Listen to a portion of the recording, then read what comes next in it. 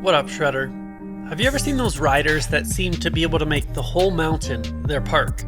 They can catch air off of anything, and even when you try to hit the same feature, it just doesn't turn out the same way. Or maybe you're here because you want to learn how to hit small park jumps or hit a rail from the side. Maybe you want to learn to butter. The point is, if you want to do anything cool on your snowboard, you have to learn how to ollie. It is the foundation for everything else, and you'll forever be stuck if you don't learn the proper technique laid out in this video. And yes, you can learn to ollie even if it's your first day riding a snowboard. In fact, regardless of what level you ride, this video might just change your riding forever. But first, if you want to get every trick tip, go ahead and subscribe to the channel and hit notifications right now. That's going to make sure you always get notified of new videos.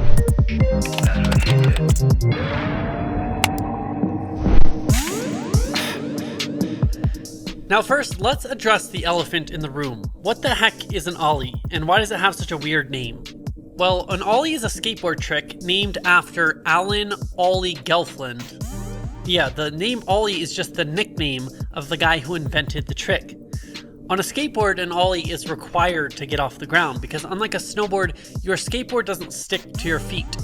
The ollie is performed by kicking the board with your back foot and dragging your front foot up the grip tape and then pulling your back foot up to bring the rest of the board with you.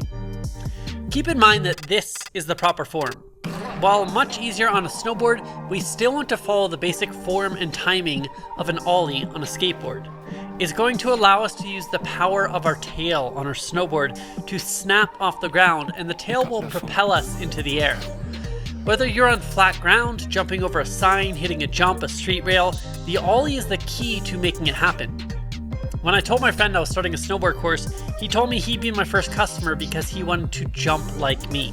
What he means is he sees me flying off everything and anything on the mountain because I know how to pop an ollie, and after today, you will too.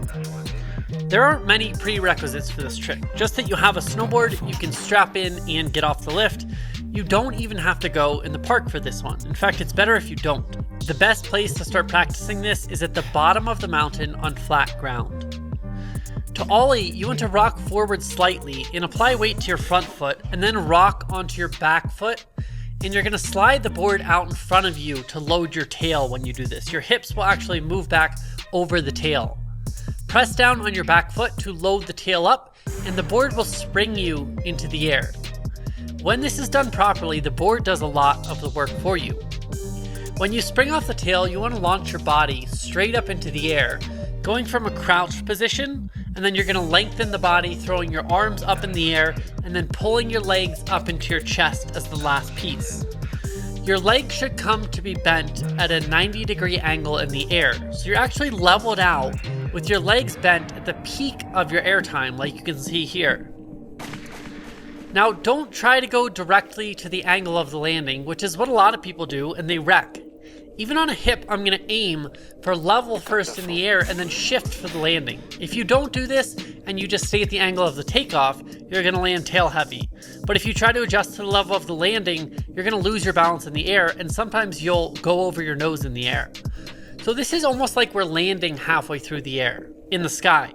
So you want to shoot for the peak air time to be leveled out, and you're straight directly over your snowboard. You can also keep your hands over your nose and tail in the air to keep your shoulders square so you don't spin at all. We don't want to open up our shoulders and spin sideways.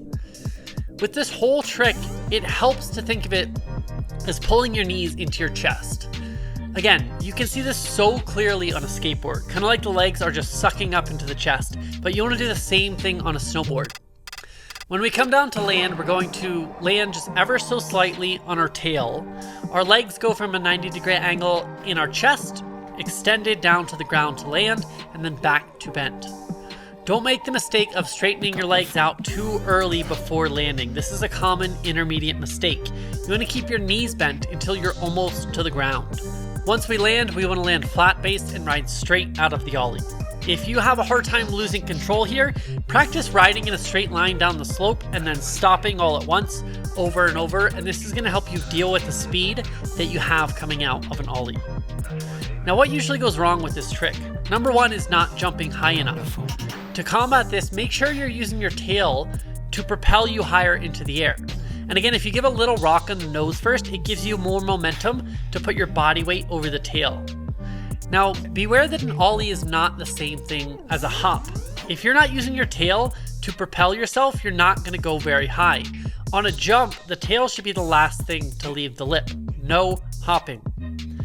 Next, if you still can't go high, try dropping your arms in the middle and then throwing them up in the air as you jump, like you can see here. This will throw your momentum up into the air and get you higher off the ollie. Now, what can you do this trick on? You can do ollies on the flat ground, off rollers, side hits and drops. You can ollie onto a rail or a box, over an obstacle or off a jump. Some variations on this trick include the ollie frontside and backside 180 and the switch ollie, but really an ollie is present in every snowboard trick. Another common variation of an ollie is to shift your board, either frontside or more commonly a slight backside ollie with the nose pointing down towards the ground. Notice that pulling the back foot up hard is the sign of someone who really knows how to ollie. Most snowboarders who don't skateboard don't pull their back foot up far enough. Next thing that goes wrong is hopping or jumping. Like I said, just don't do it. I don't care if you're on the flat ground or hitting a jump in the park. You should always be using at least a slight ollie, where the tail is the last thing to leave the ground.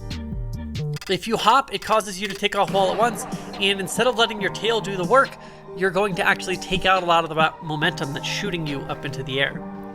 Not to mention, you're more likely to catch your nose on a rail or over an obstacle. So that's the ollie, invented on a skateboard, but one of the primary building blocks of almost any snowboard trick. It's how you turn the entire mountain into your own personal terrain park. It's how you go big off jumps, or ollie onto a handrail, or just send it over a roller. Make sure you pop off the tail, let your board do the work for you, throw your hands in the air, suck the knees into your chest, level out at the height of your air time. Again, we're not shooting for the landing here, we're shooting to be leveled at the height of our air time, bend those knees coming down. If all else fails, practice the ollie on a skateboard and it will make you a 10 times better snowboarder just from learning the true timing on this one trick. Go out there, try the ollie, let us know how it goes. Until next time, peace out, Shredder.